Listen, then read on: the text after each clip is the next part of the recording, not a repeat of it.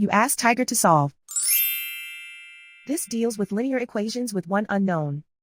The final result is n equals -6. Let's solve it step by step. Simplify the expression. Expand the parentheses. Simplify the arithmetic. Group all constants on the right side of the equation. Subtract 45 from both sides.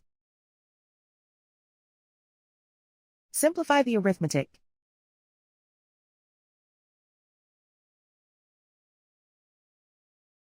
Isolate the n. Divide both sides by -5. Cancel out the negatives. Simplify the fraction. Move the negative sign from the denominator to the numerator. Find the greatest common factor of the numerator and denominator. Factor out and cancel the greatest common factor. And so the final result is n equals -6.